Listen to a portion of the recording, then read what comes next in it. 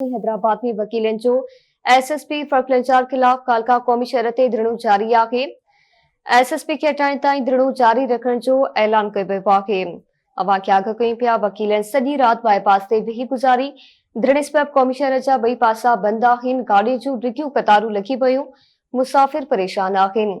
हैदराबाद जे वकीलन जी हिमायत में city court Karachi, Malir Kotri, Gambat ऐं बावड़े में अदालती कार्रवाई जो बाइकॉट कयो वियो। गंबट में वकीलन जो मुज़ाहिरो, बावड़े में क़ौमी शहर ते धरणे सबबि ट्रैफ़िक मुअतल थी वई आहे।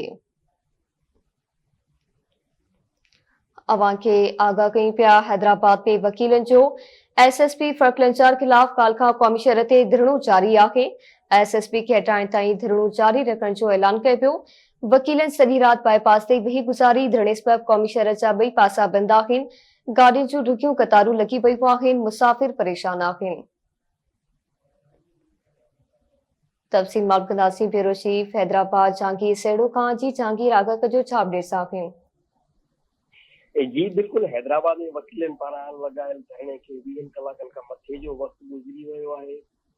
वकीलन जो क़ौमी शाहराह ते एसएसपी हैदराबाद डॉक्टर फारूक लंचार खे हटाइण जे लाइ लॻायल धरणो हिन वक़्तु बि जारी आहे ऐं राति सख़्त सीअ सबबि बि जेको आहे वकीलन सॼी राति धरणे में गुज़ारी आहे। हिन वक़्तु बि वकीलन जो अंग धरणे में वधंदो पियो वञे, जंहिंमें औरत वकीलूं बि वकील औरतूं जेके आहिनि उहे बि शामिल थी चुकियूं आहिनि। ऐं तव्हांखे ॿुधायां त धरणे जो हिन वक़्तु ताईं जारी रहण सबबि जेको आहे क़ौमी शाहराह जा ॿई पासा बंदि आहिनि, जंहिंमें पंजाब खां ईंदड़ गाॾियूं ऐं कराची खां वेंदड़ गाॾियूं जेके आहिनि से उन्हनि जूं डिघियूं कतारूं लॻियूं आहिनि। उन्हनि में मौजूदु जेके ड्राइवर मुसाफ़िर आहिनि उहे तमामु घणी सख़्तु परेशानियुनि खे मुंहुं ॾेई रहिया आहिनि।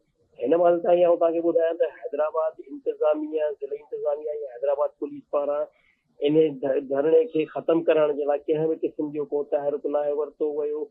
का बि कोशिशि इंतिज़ामिया तरफ़ां असांखे नज़र नथी अचे, जंहिं सबबि हीउ धरणो ख़तमु थी सघे ऐं माण्हू जेके आहिनि तकलीफ़ुनि खां बची सघनि। ॿिए पासे आउं तव्हांखे ॿुधायां त हैदराबाद पुलिस पारां इन छिकताण वारी सूरत हाल में बाज़ाब्ता तौर संदसि मौक़िफ़ साम्हूं अची वियो आहे, जंहिंमें हैदराबाद पुलिस धरणो जारी रखंदड़ वकीलनि खे आछ करे छॾी आहे त सेशन जज जी अॻुवाणी में जुडिशियल कमीशन जोड़ी वञे, जंहिंमें जेके आहिनि से वकीलनि जा नुमाइंदा ऐं पुलिस जा नुमाइंदा हुजनि, जेके इन ॻाल्हि जो तयन कनि त जेको आहे हिन सॼे मामले में कंहिं जेको आहे कानून खे पंहिंजे हथ में खयो आहे ऐं कानून खे पंहिंजे हथ में खणंदड़नि ख़िलाफ़ जेका आहे सख़्तु कार्रवाई जेका आहे सा कई वञे। इन मौक़िफ़ अचण खां पोइ हैदराबाद जे वकीलनि जो चवणु इहो आहे त असां कंहिं बि सूरत में धरणो ख़तमु न कंदासीं सवाइ हिन ॻाल्हि जे त जेसि ताईं हैदराबाद जे एसएसपी फारूक लंचार खे हितां न हटायो वियो असां हीउ धरणो न ख़तमु कंदासीं ऐं अञा पंहिंजे धरणे जो दाइरो पूरे मुल्क ताईं वधाईंदासीं। जी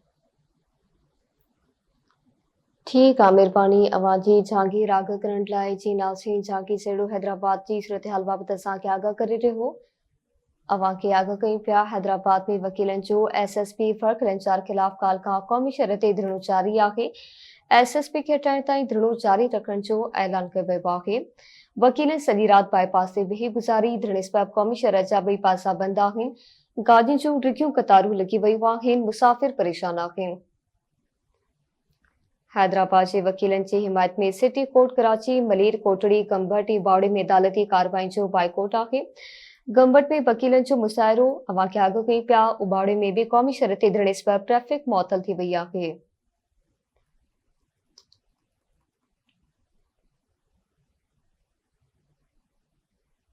हैदराबाद में वकीलन जो एसएसपी फर्क लंचार खिलाफ कालका कौमी शहर ते धरणो जारी आहे। एसएसपी खे हटाइण ताईं धरणो जारी रखण जो ऐलान कयो वियो आहे। वकीलन सॼी रात बाईपास ते वेही गुज़ारी। धरणे सबबि क़ौमी शहर जा ॿई पासा बंद आहिनि। गाॾियुनि जूं डिघियूं कतारूं लॻी वयूं। मुसाफ़िर परेशान आहिनि। हैदराबाद जे वकीलन जी हिमायत में सिटी कोर्ट कराची, मलीर कोटड़ी, गंबट ऐं बावड़े में अदालती कार्रवाई जो बाइकॉट कयो वियो। गंबट में वकीलन जो मुसाहिरो, उबाड़े में क़ौमी शहर ते धरणे सबबि ट्रैफ़िक मुअतल थी वई आहे।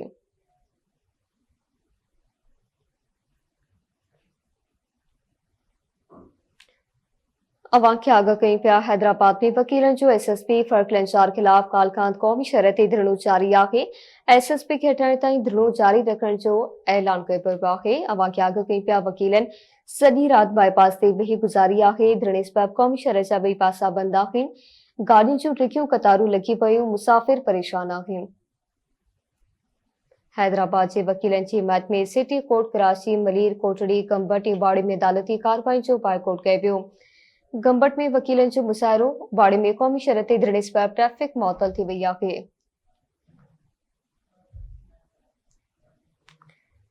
कराची में तफ़सील मालूम कंदासीं। इसाक सरकी टेलीफोन लाइन ते मौजूद आहे। जी इसाक, कराची में कहिड़ी सूरत हाल आहे, अपडेट कजो। बिल्कुल ॾिसो, हैदराबाद वाक़े के खिलाफ कराची बार एसोसिएशन पारा सिटी कोर्ट में मुकम्मल तौर हड़ताल कई वई आहे, जंहिंमें वकीलन पारा कंहिं भी केस में अदालत आॾो पेश न थियण जी हिदायत करे छॾी आहे। जॾहिं त हड़ताल जे करे जेके सिटी कोर्ट में केस हुआ उहे न हली सघिया। जॾहिं त हड़ताल जे करे जेके जेल पुलिस आहे कैदियुनि खे अदालतुनि में पेश कंदी आहे, त अॼु उहे बि पेश न थी सघिया। जॾहिं त कराची बार एसोसिएशन जे सदर आमिर नवाज़ वड़ाइट ऐं जनरल सेक्रेटरी रहमान कोरई पारां कानून जी बराबरी लाइ हैदराबाद डिस्ट्रिक्ट बार एसोसिएशन जी यकजहती इदारे कंदे जेको अॼु 7 फरवरी ते मुकम्मल तौर हड़ताल जो ऐलान कयो आहे। जॾहिं त कराची बार जे सदर आमिर नवाज़ वड़ाइट जो चयो त एसएसपी हैदराबाद जे हटाइण जे खिलाफ जेको धरणो लॻल आहे हैदराबाद में, उनजी मुकम्मल हिमायत कयूं था। जॾहिं त सदर कराची बार ऐं जनरल सेक्रेटरी रहमान कोराई भी उते मौजूद आहे, जंहिंजो चवणु आहे त कानून जी बराबरी लाइ जेके वकीलनि पारां एहतजाज कयो आहे उनजी मुकम्मल तौर ते हिमायत करूं था। जॾहिं त उन्हनि जो चवणु आहे त जेसिताईं एसएसपी हैदराबाद खे न हटायो वेंदो तेसिताईं जेको हैदराबाद बाईपास ते लॻल धरणो आहे उहो जारी रहंदो। ऐं उन्हनि जो चवणु आहे त असांजी जाइज़ डिमांड आहे, जंहिंमें जेको आहे वकील जे मथां केस भी दाख़िल करे उनजी गाॾी भी जेको आहे बंदि कई वई आहे। जॾहिं त इन हवाले सां उन्हनि जो चवणु आहे त जेसिताईं मुतालबा तस्लीम न कया वेंदा तेसिताईं जेको एहतजाज जो सिलसिलो आहे उहो जारी रहंदो। जी ठीक आहे, मेहरबानी इसाक अवां जी आगाह करण लाइ। जी नाज़रीन, अवां खे आगाह कई पिया हैदराबाद में वकीलनि जो एसएसपी फर्क लंचार खिलाफ काल खां क़ौमी शरती धरणो जारी आहे।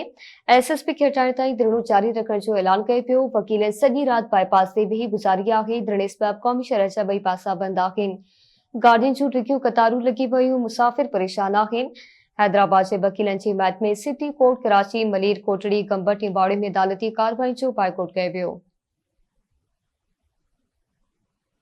अवां खे आगाह कई पिया हैदराबाद जे वकीलनि जी हिमायत में सिटी कोर्ट कराची, मलीर कोटड़ी, गंबट ऐं बाड़े में अदालती कार्रवाई जो बाइकॉट कयो वियो। गंबट में वकीलनि जो मुज़ाहिरो, बाड़े में क़ौमी शरती धरणे सबबि ट्रैफ़िक मुअतल थी वई आहे।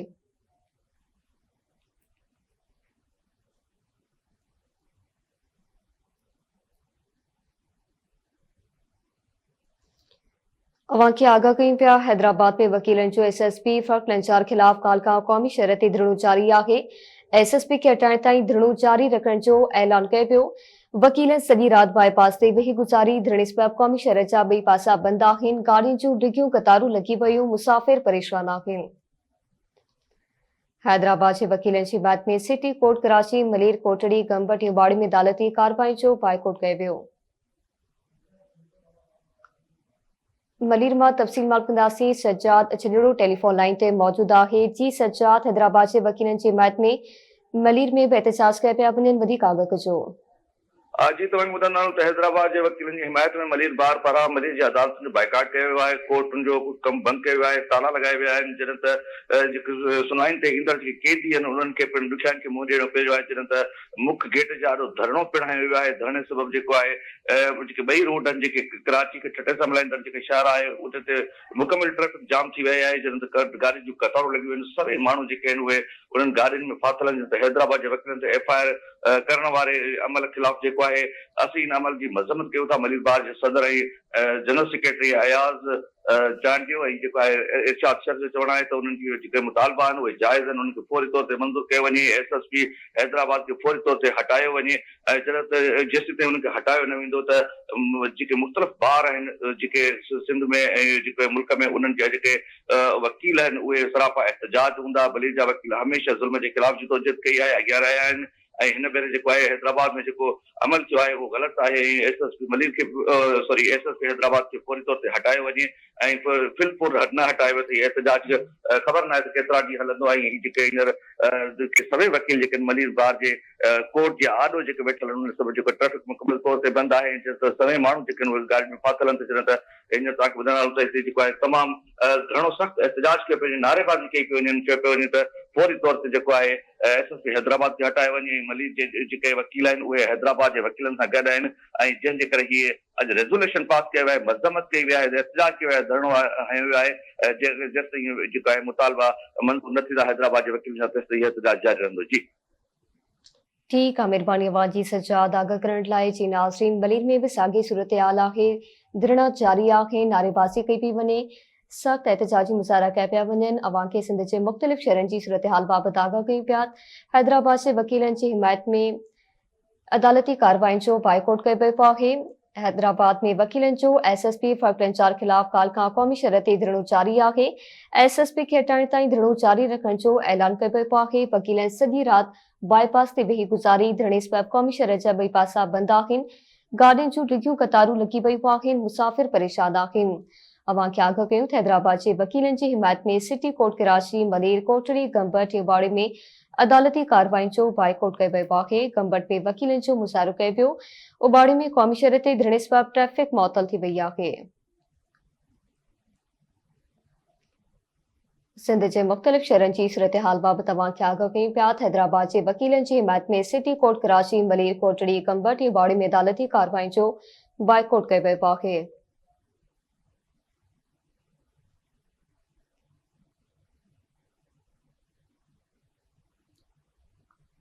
हैदराबाद में वकीलनि जो एसएसपी फर्कलंचार ख़िलाफ़ काल खां क़ौमी शहर ते धरणो जारी आहे। एसएसपी खे हटाइण ताईं धरणो जारी रखण जो ऐलान कयो पियो। वकीलनि सॼी राति बाईपास ते वेही गुज़ारी। धरणे सबबि क़ौमी शहर जा ॿई पासा बंदि आहिनि। गाॾियुनि जूं डिघियूं क़तारूं लॻी पयूं। मुसाफ़िर परेशान आहिनि। अवां खे आगाह कयूं त हैदराबाद जे वकीलनि जी हिमायत में सिटी कोर्ट कराची, मलेर, कोटड़ी, गंबट ऐं वाड़ी में अदालती कार्रवाई जो बाइकॉट कयो वियो आहे।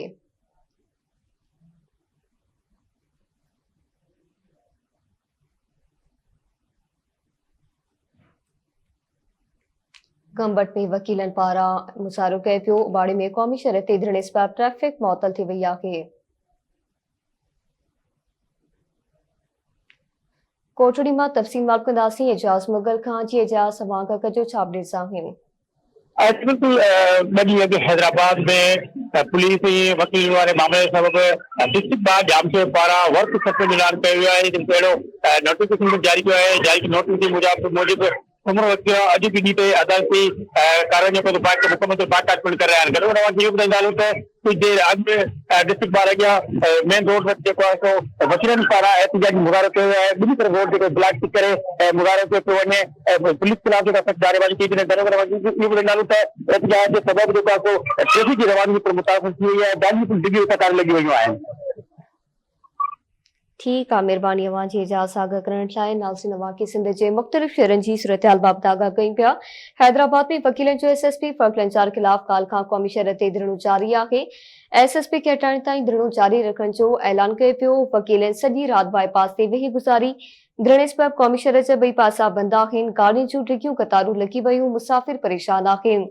हैदराबाद जे वकीलनि जी हिमायत में सिटी कोर्ट कराची, मलेर, कोटड़ी, गंबट ऐं वाड़ी में अदालती कार्रवाइनि जो बाइकॉट कयो पियो। गंबट में वकीलनि पारां मुज़ाहिरो कयो पियो। उबाड़ी में क़ौमी शहर ते धरणे सबबि ट्रैफ़िक मुअतल थी वई आहे। अवां खे ख़बर ॾियूं पिया, हैदराबाद में वकीलनि जो एसएसपी फर्कलंचार ख़िलाफ़ काल खां क़ौमी शहर ते धरणो जारी आहे।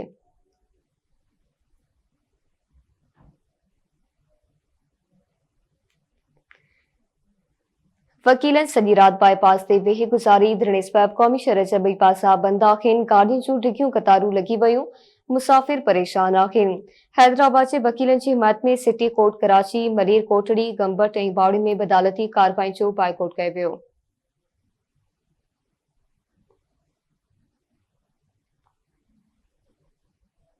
गंबट में वकीलनि जो मुज़ाहिरे बाबति अवां खे बि आगाह कयूं पिया त वाड़ी में क़ौमी शहर ते धरणे सबबि ट्रैफ़िक मुअतल आहे। हैदराबाद में वकीलनि जो SSP फर्कलंचार खिलाफ काल खां क़ौमी शहरती धरणो जारी आहे। SSP खे हटाइण ताईं धरणो जारी रखण जो ऐलान कयो वियो आहे। गंबट में छा सूरतहाल आहे, मालूम कंदासीं मुमताज मेमण खां। जी मुमताज, अवां आगाह कजो त हैदराबाद जे वकीलनि जी हिमायत में गंबट में बि अदालती कार्रवाई जो बाइकॉट कयो पियो आहे। वधीक आगाह कजो। ॾिसो मारी मां तव्हांखे ॿुधायां त हैदराबाद वाक़े खिलाफ़ जेको आहे गंबट में जेके गंबट जा जेके वकील आहिनि उहे सरापा एहतजाज बणियल आहिनि। अॼु जेको आहे गंबट जे वकीलनि जेको आहे अदालती कार्रवाई मुअतल करे जेको अदालत ॿाहिरां जेको आहे शाह मोहम्मद बांगो, वाजिद अब्बासी, सरदार ज़ादा, फिज़ा अब्बासी ऐं ॿिनि वकीलनि जी अॻवानीअ में जेको आहे एहतजाज करे SSP हैदराबाद खे हटाइण जो मुतालबो कयो वियो आहे। मां तव्हांखे ॿुधायां त उन हवाले सां जेके एहतजाज कंदड़ वकील आहिनि उन्हनि जो चवणु आहे त SSP हैदराबाद पुलिस गर्दी कंदे वकील मथां जेको कूड़ो केस दाख़िल कयो, जंहिंजी असां सख़्त लफ़्ज़नि में मुज़म्मत कयूं था। वकील बिरादरी जो चवणु आहे त जेका वकील बिरादरी आहे गुज़िरियल ॾींहं खां हैदराबाद क़ौमी शाहरा ते धरणे में वेठल आहे, पर सिंध हुकूमत SSP फारूक लंजार खे हटाइण लाइ तयारु न आहे। मां तव्हांखे ॿुधायां त वकील बिरादरी जो चवणु आहे त गुज़िरियल राति हैदराबाद जे वकील सां यकजहती तौर जेको आहे गंबट जे वकीलनि जेको आहे गुज़िरियल केतिरनि कलाकनि खां धरणो हुयो जेको पुलिस जी ख़ातिरनि बाद जेको आहे ख़तमु कयो। मां तव्हांखे ॿुधायां त वकीलनि जो चवणु आहे त जेसिताईं SSP हैदराबाद फारूक लंजार खे जेको आहे उहिदे तां हटाए उनखे मुअतल न कयो वियो तेसिताईं जेको आहे जेके गंबट जा वकील आहिनि उहे हैदराबाद वाक़े खिलाफ़ सरापा एहतजाज रहंदा। मां तव्हांखे ॿुधायां त वकीलनि खे किताब ईंदो आहे त अॼु अगरि SSP हैदराबाद खे न हटाए वियो त अॼु जेको आहे मंझंदि खां पोइ जेको आहे गंबट क़ौमी शाहरा मुकमल ब्लॉक कयो वेंदो। जी ठीकु आहे, महिरबानी वाजी मुमताज मेमण आगाह करण लाइ। नाज़रीन, अवां खे आगाह कई पिया हैदराबाद जे वकीलनि जी हिमायत में सिटी कोर्ट कराची, मरीर कोटड़ी, गंबट ऐं बाड़ी में अदालती कार्रवाई जो बाइकॉट आहे। गंबट में वकीलनि पारां मुज़ाहिरो कयो वियो, बाड़ी में बि क़ौमी शहरती धरणे सबबि ट्रैफ़िक मुअतल थी वई। हैदराबाद में वकीलनि जो SSP फर्कलंचार खिलाफ काल खां क़ौमी शहरती धरणो जारी आहे। SSP खे हटाइण ताईं धरणो जारी रखण जो ऐलान कयो पियो। वकीलनि सॼी राति बाईपास ते वेही गुज़ारी। धरणे सबबि क़ौमी शहर जा ॿई पासा बंदि आहिनि। गाॾियुनि जूं डिघियूं कतारूं लॻी पयूं। मुसाफ़िर सख़्त परेशान आहिनि। हैदराबाद जे वकीलनि जी हिमायत में सिटी कोर्ट कराची, मलीर कोटड़ी, गंबट ऐं बाड़ी में अदालती कार्रवाई जो बाइकॉट आहे।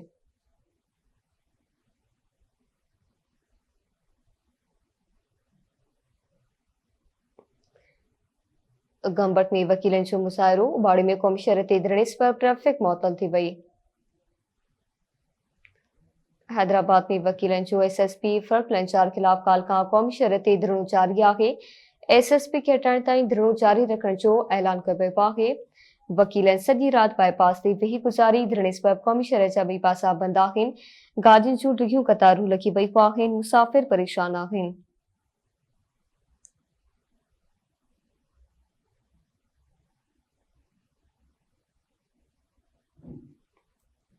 हैदराबाद जे वकीलनि जी हिमायत में सिटी कोर्ट कराची, मलीर कोटड़ी, गंबट ऐं बाड़ी में अदालती कार्रवाई जो बाइकॉट कयो पियो।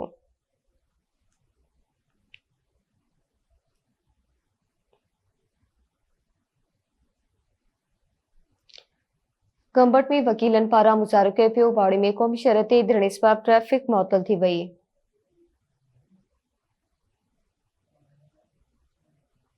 हैदराबाद में वकीलनि जो SSP फर्कलंचार खिलाफ काल खां क़ौमी शहरती धरणो जारी आहे। SSP खे हटाइण ताईं धरणो जारी रखण जो ऐलान कयो वियो। उबाड़ो मां तफ़सील मालूम कंदासीं हबीब रहमान चाचड़ खां। जी हबीब रहमान, वांगा कजो छा अपडेट्स आहिनि?